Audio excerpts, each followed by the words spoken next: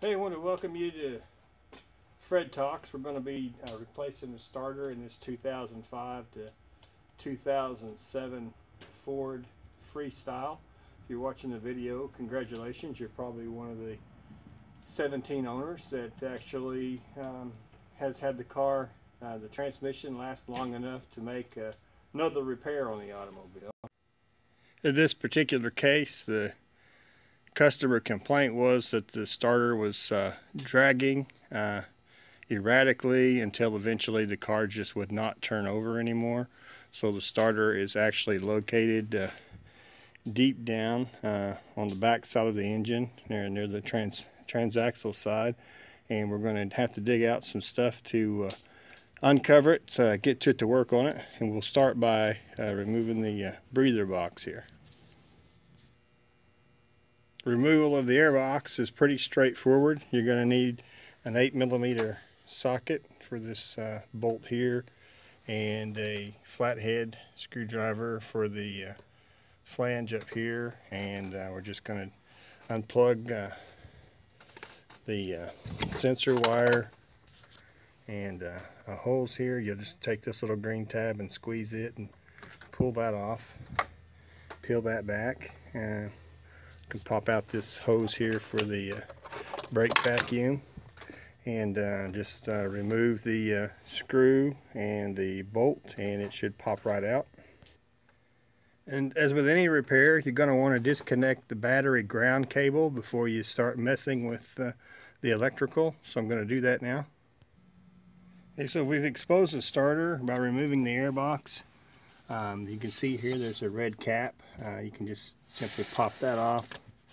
It gives you access to the wiring on the starter solenoid. We'll have to remove those wires. The starter is a little buried in there behind the water pump, but you can get access to the starter bolts down in the hole. You can see possibly that there's a bolt right at the tip of the light here to the starter, and then one or two down below that we'll access with a ratchet, extension, and a socket.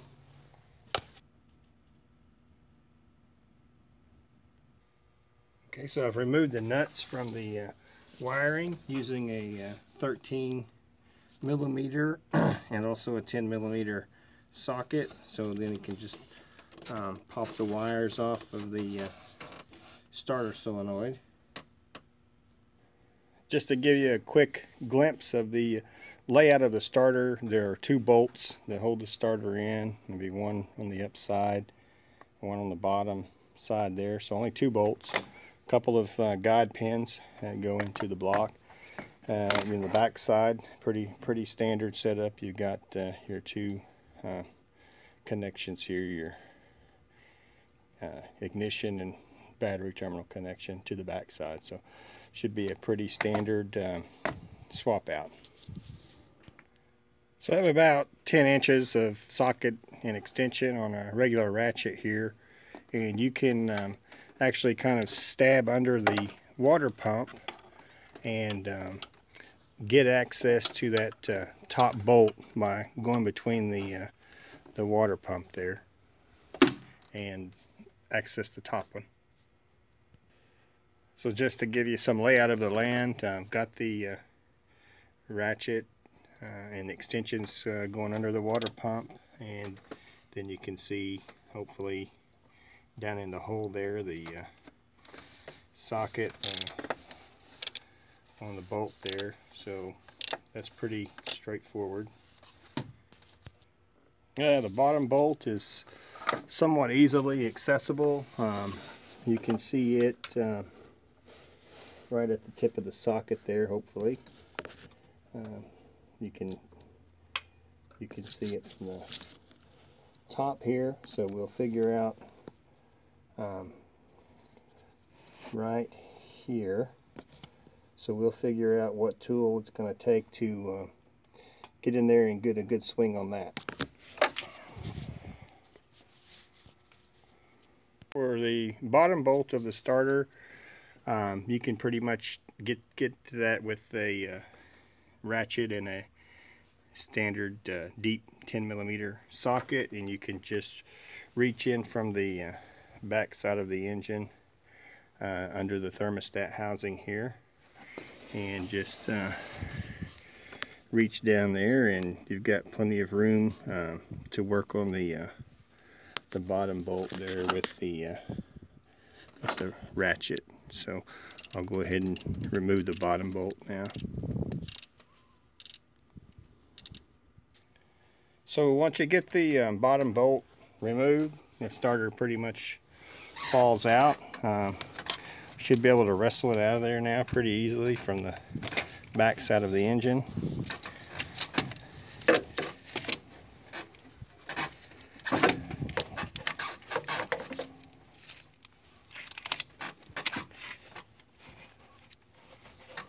Gonna need two hands to do this.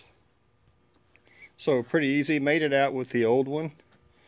Little oil soaked. Probably been in there for a couple 100,000 miles in comparison to the new one there. So should be pretty straightforward to just replace the old with the new in the reverse order.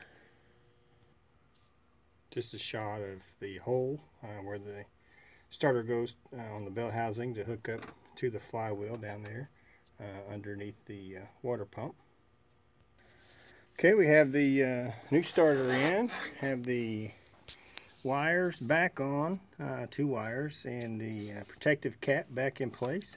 So now we're going to put the airbox back on, put the battery cables in on, and see if she starts. I did want to take this opportunity while I have the airbox out to share with you that these freestyles do not have a sealed transmission. The dipstick is actually hidden right here behind the airbox. So you have to remove the airbox to get to the transmission dipstick. Also, this transmission has a high pressure transmission filter kind of on the top side of the transmission here, in addition to the pan filter at the bottom of the transmission. So you have to replace both filters, and that's likely a reason for the high failure of these transmissions, is because many people think because you don't see a dipstick the transmission is a sealed transmission, and they don't check the fluid and don't properly change both filters at proper intervals. Okay, so we've installed the airbox, plugged back in the mass airflow sensor, put the hoses back on, the two hoses back on the breather tube, and importantly we have tightened the hose clamp at the throttle body there so as to not have any air leaks. Got our battery cables hooked up, so we're going to crank her over. Okay, so we've got the starter installed on the 2006, I believe, Ford Freestyle. Let's see how we've done.